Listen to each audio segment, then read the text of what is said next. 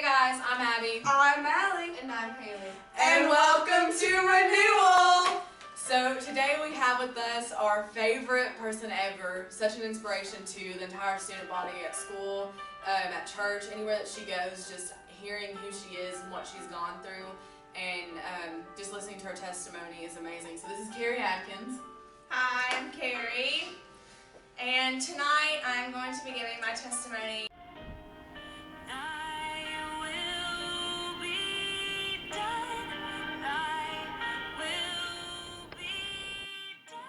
I'm Kerri. I'm a senior at Reed Community High School, and so I'm going to go ahead and just kind of jump into this. So I was born on August 24th, 1998, and my parents have lived in Berea for probably about 8 years at that point, and so they've been going to church and doing some really cool things like that, and so when I was born, they would take me with them. So I was a couple of weeks old, so I don't remember that. I have no memory of it. And so I kept going with them for a while, and as I got into preschool and kindergarten, my mom went back to work, and so we kind of just lost time, and life got in the way. We stopped going to church. And so I got into preschool and kindergarten, and I started making friends, and I made friends with this girl, and we were best friends, inseparable. It was great. And so I found out she lived like right up the road from me. It was super cool. We were like, yeah, we're gonna be neighbors and best friends. This is awesome. And so we found out her mom was the Sunday school teacher at this church. And so I started going to church with them, and I really loved it. And it was fun. I memorized all the books of the Bible. I did all this super cool stuff. I loved it. And so around third grade, I was probably 8 or 9, this girl and I stopped hanging out. And I don't really know what happened. It was stupid, probably. And we just stopped talking. So I stopped going to church. And so I kept making friends as I was going through elementary, and I'd talk to a brick wall, so I made friends with everybody. And I made friends with this other girl, and she went to the same church, and so I started going with her. And so there again, it was still like the Sunday school, the little kids, and so it was fun. It was coloring and just fun games and stuff, so it was fun to me. And so in the 4th grade, I was introduced to 4-H camp. And that's where I've met some of the best people I will ever meet in my entire life, and some of my best friends to this day. And so as I met these people, something that never went through my mind at that time was, do these people believe? Do these people go to church? Is that a priority for them? And so I was just making friends with people at that point. And so that was probably about the 7th grade. And so I kept going to church with this girl, and but as I got older and I got into middle school, it was a chore. I didn't want to be there. I wasn't getting anything out of it, and it just wasn't my thing. And so the last time I really ever went to a church was my freshman year of high school, and I went with one of my best friends, and I went in, and I was sitting there, and I just couldn't focus on it. It was probably the worst experience I'd ever had in a church. And I was like, I'm done with this. Like, I'm done trying to go to church. I'm tired of this. So I stopped, and I started hanging out more with these people that didn't really go to church. It wasn't a priority for them, and believing in God was not something that they cared about. And so I started into my freshman year of high school, and I decided I was going to be this new person, which I think most freshmen go through that. And they're trying to figure out who they are and what they want to be. And so my freshman year, I was like, I'm going to be my own person, and I'm going to do what I want to do. And what I thought was going to be cool at that point was that I wasn't going to believe in God. And I thought that that was the best option for me at the time, because I didn't see a point. I didn't understand how something that you couldn't see could be there for you and could be this ever-loving God. That just didn't make sense in my head. And so I struggled, like, my freshman year was great. It was my best year of high school. I had a great time. And then I got entering my sophomore year, where my mom found out that I'd been suffering from bulimia for close to 6 months at that point. And so that was something that kind of, it put a lot of stress on my family.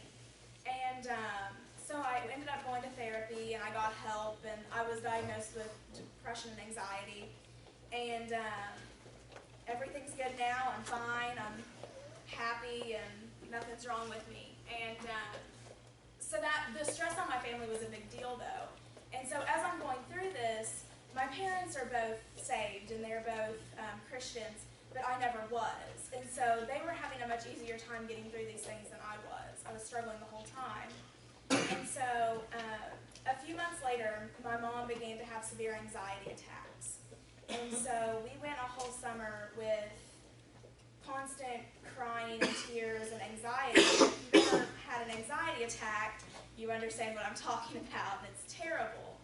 And so I had to watch her suffer for months.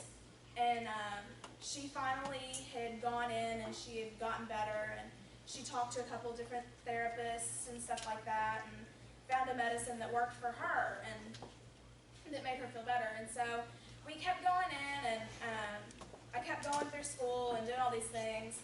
And so I started making friends with these other girls. And they both went to church, and I think they went to church because it was what they thought was right.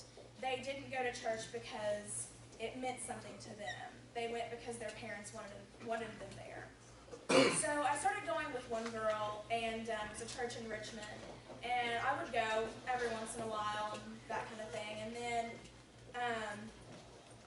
I started going on these retreats and stuff, and we went on one every January, I think. It was in North Carolina, and it was a weekend trip. And looking back on that, I thought at the time that, like, yes, I'm doing the right thing. Like, I'm going to go to this retreat. But it was a getaway. It was a vacation. And it wasn't actually doing anything for me. And so, going into my junior year of high school, I was doing really great. I was really excited. And October 14th, 2014 was my junior year. My dad was diagnosed with cancer. And he's still sitting right here with me today. But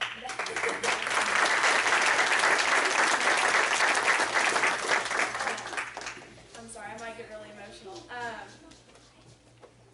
Going through that as a junior, your junior year is probably your hardest year of high school, and it's very, very stressful. And having my dad was always my best friend. He still is my best friend. He's my right hand. He's my go-to person.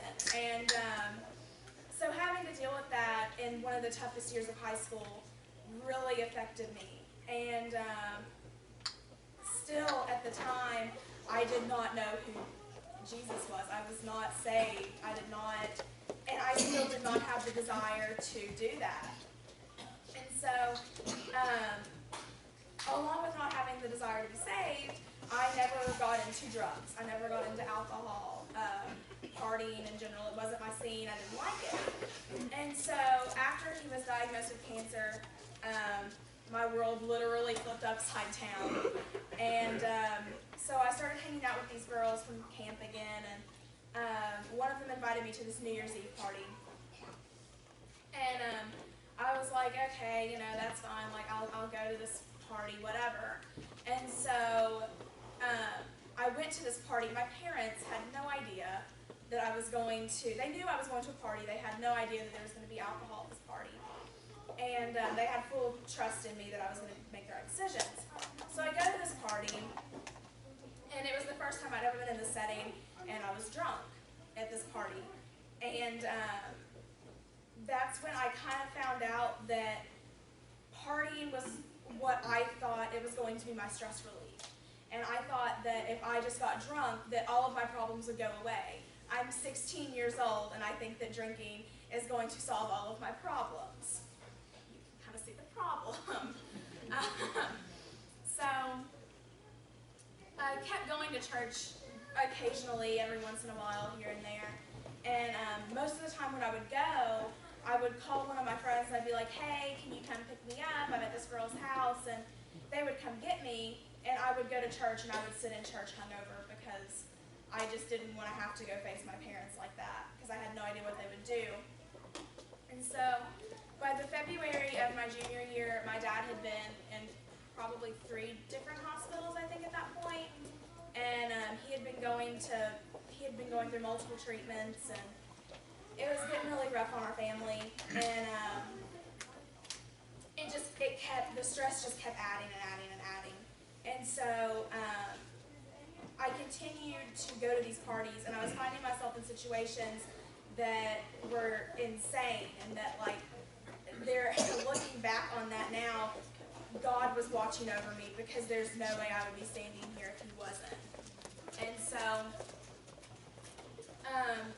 drugs were still never my thing until I got into the end of my junior year, and I started smoking weed. And I was like, you know what, this isn't that bad. This isn't a bad decision. Like, I'm going to be okay. I'm going to get through this. So all of these things that I was doing, this partying, it was a second nature for me. It was something that was just normal. It was natural. And what I was doing, that high that I would get for a couple hours, or being drunk, would numb what I thought was numbing whatever I had inside. And that I wasn't going to have to let out my emotions. And in the long run, that just made it worse. So over the summer of my junior year, I kept doing these things, and I kept getting involved in things that I really should not have been involved in. And so I went into my senior year, and a couple of my friends had this crazy idea that I was going to run for class president. And they were like, Kerri, like, you got this, you're gonna get it, like, you're gonna be class president. And I said, there's no way. And the other girl that was running against me, she was a cheerleader, she was dating the star quarterback, and I was like, there's no way. And I beat her, and I was class president. And so that was super exciting for me, and I loved it, and it was awesome. And so I was class president. I was in FBLA and Theta and student council, and I was running all these clubs, and I was doing all these super cool things with the senior class. And I was known as, like, the cool girl, that I got invited to all the parties, and I was always there, and I was always the fun girl, and everyone loved me. I was the fun drunk, and everyone wanted to be around me. Everyone wanted to party with me.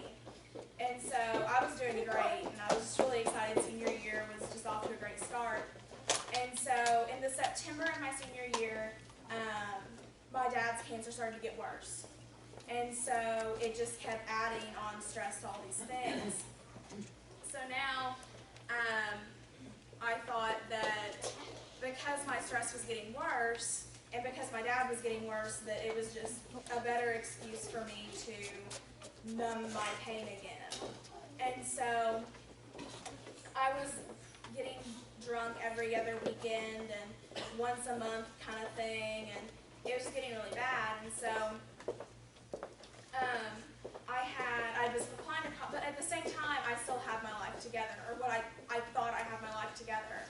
I was applying to colleges, I was getting accepted into colleges, I was getting scholarships and all kinds of stuff, and I thought I was doing really good. And so by the November of my senior year, I really had it together. I knew where I was going to go to school at. I knew what I was going to do with my life, and I was doing great, and my grades were always really decent, and so I thought I was doing really good. And so going into December and January and February of my senior year, I found that all I was wanting to do was go to these parties. And I was getting so hung up in these parties because I just thought that that was the cool thing to do, and I thought that that is why people liked me. And so in February, we have this weird winter homecoming, and all three of people are laughing. It's really weird. It makes no sense. In the middle of February, we have a homecoming, and I ended up being a candidate for homecoming queen. And so I ended up going to this dance, and beforehand, me and 2 other girls were like, we have the best idea ever. Like, this dance is going to suck so we're just going to go in drunk because that's the smartest idea to do. Like, let's go to a school homecoming dance drunk. This is great. And so we walk in, and we somehow or another, we pulled it off until 11:40 at night. And they pull all the candidates into the gym, and we're all standing there. I'm walking in 6-inch heels. I walk into this gym, and all of a sudden I hear someone say my name, and I turn around, and it's my principal and my counselor and one of the girls that were involved in the situation. And I was sitting there, I was like, oh, what have I done? What have I gotten myself into? And you can just see the look on her face. It's terrible. And as John Burdett would say, it's kind of like when your Heavenly Father is giving you a spanking. And you could just see it on her face. She was so mad. And so I walked over there, and she said, what in the world are you all thinking? What are you doing? And she knows me really, really personally. I'm best friends with her son. And so she was just, I've never seen someone that the disappointment on her face is insane. And so my parents, my mom had to come to the school at 12 o'clock at night to pick my drunk self up from the homecoming dance. So that's kind of when my parents started to find out all these things that I had been involved in, and that all these things that I thought I was doing to help myself and just to feel better and numb whatever I was feeling. And so my parents found out, and something that never went through my head that entire time is that if your parents find out that you're doing this, think about what you're going to do to them. And I think something that kids do a lot is that we don't think about what we're putting our parents through. We only think about what we think is best for us. And so I ended up getting grounded, which was well deserved. I didn't have a car or a phone for a while, and so I slowly have gained my trust back from my parents, and they still love me, I think. They're pretty cool. And so along with being grounded and having all this done to me, they ended up taking away class president from me, which is something that I was just super excited about all year. I got to like speak at graduation and do all this super cool stuff, and I was so excited about it. And they were like, well, sorry, we're gonna have to take it from you. It's in the student council bylaws. And so I lost that, and along with losing class president, I lost all my friends. And I lost people that meant the entire world to me and that I would do anything in the world for. And they dropped me. They told their parents that they had nothing to do with the situation, that it was all me and no one else. They didn't do anything wrong. And their parents said, okay, that's fine, like, we'll just blame Kerri. So I got the blame for everything that had happened, which is still, I still cannot wrap that around my head.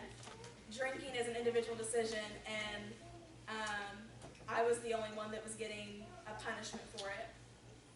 And so, along with all of these things that I was losing, they ended up suspending me for 5 days, and I had to go through counseling for 5 days. And so people, when I came back to school after those 5 days of suspension, I wasn't known as that cool party girl anymore. No one wanted to hang out with me at parties, and I wasn't as popular as what I was in the beginning of the year. And so people were just, I would walk down the hallway and people would whisper about me, and you would hear, oh look, there's the dumb drunk girl, and it was kind of like I was the only person that was getting any of this reaction from people. And so I began to just lose whatever little bit of belief I had in God. It just kept diminishing as this went on. And so I lost all these things, and all these people that I thought were my best friends weren't. And so at this point I literally had nothing to lose. Nothing worse could have happened to me. And so on March 11th, I went home after school, and no, back up. On March 11th, I was walking through the hallway at school, and Abby Ambrose comes up to me, and she says, "Hey, girl," and I've always been friends with Abby, and she said, "Hey, girl," she said, "we're having this walk-in at church tonight, and you need to come out, you need to come to this." And I was like, "Okay, like, see you there, girl. Probably not, but okay." And I thought it was just the dumbest thing anyone could have ever said to me. I've never been a churchy person. I've never done it. That was just not my thing. I didn't like it. And so I got home on that day, and my dad pretty much said, "We cannot handle you anymore. You're going to have to get it together, or I'm going to kick you out." And so on March 11th, I was threatened to be kicked out of my house. And at the time, I was infuriated. I thought it was ridiculous.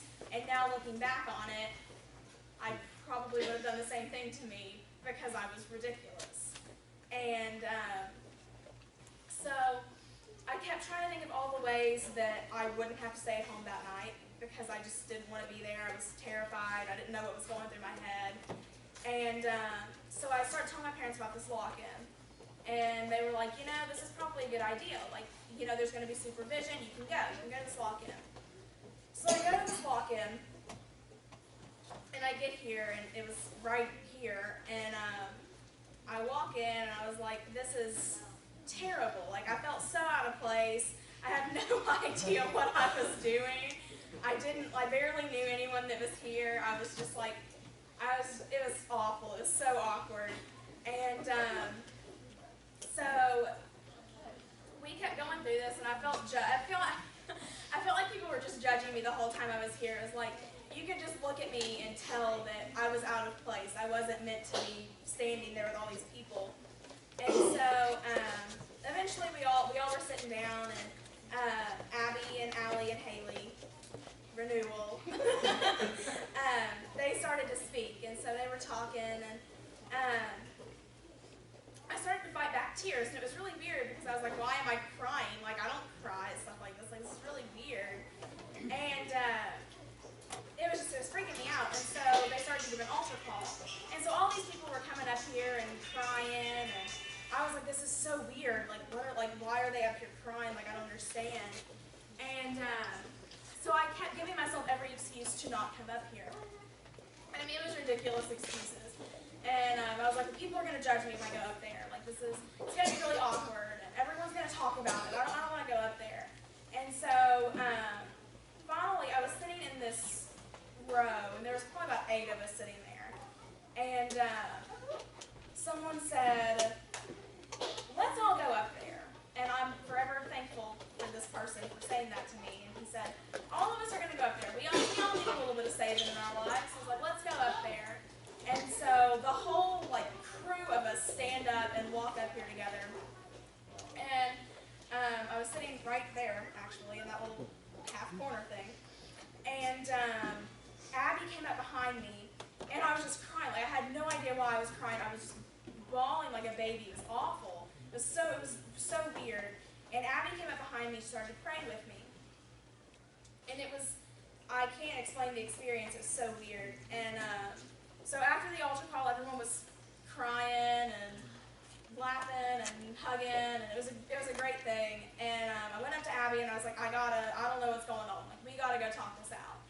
And so we go into this room. It's like completely separate from everyone else. It's this dark room. It was probably the shadiest thing I've ever done in my entire life. And we walk in this room, and we're just sitting there crying together and talking. And she said, I want you to answer this question. And I said, "Okay." And she said, "Do you want to accept Jesus Christ as your Savior?" And I was sitting there thinking, what in the world? So I have 75 things going through my head at this point. And it's crazy because in that room, I accepted Jesus Christ as my Savior.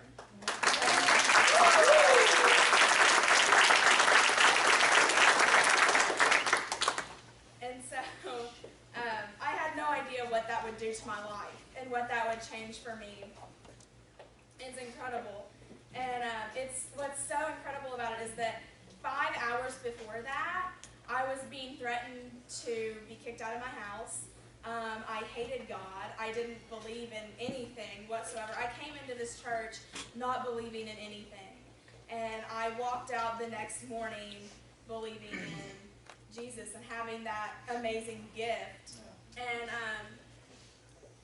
so I'm forever thankful for Abby Ambrose for inviting me to that lock-in, because it literally took my life from something that was so terrible and made it something great. And so that Sunday, Abby texted me and she said, "Hey girl, come to New Heights this morning." And it was like 10:20 probably. She said, "It starts at 11." And I was like, what the heck? Okay, like I'll go, whatever. And so I come in and I met John Burdett and I met all these awesome people. And so I started getting involved with church, and I came back on that Wednesday and I met Shane. He's pretty awesome too. And I started getting involved with First Priority, and I was finally around people that, no matter what age they are, how much younger they are than me, they truly cared about me, and they supported me, and they were putting me on the right path, and they were allowing me to go places that I actually needed to go. And so I look back on what was happening in my life, and I realized, like, at that point I didn't think of it as I do now, and now I think of it as that was God's plan. And, you know, He's the reason that I was never harmed or endangered, or that I never was physically abused, that I never got in the car with someone that had been drinking, and I had someone watching over me. And so now, as I go on and I realize that He doesn't numb your pain, He, like, heals it. That's such a weird way to put it, but, like, He makes you feel like you have a purpose and that you have a reason, and that it's all going to be okay. And you don't have to go get drunk, or you don't have to go get high to have the amazing feeling that God gives you, because it's so much better than that. And if you are here and you don't know Jesus, please find Him, because it's literally the best thing I've ever done, and it's awesome. And so I think that He's the reason I'm still standing here. He's the reason my dad is still here, and it's incredible. It's so incredible. And I know that I've met some of the most amazing people that I will ever meet in my entire life, and I know that even when I go off to college next year, that I will come back and I'm still going to have all of these amazing people and just an amazing support system, and it's awesome. And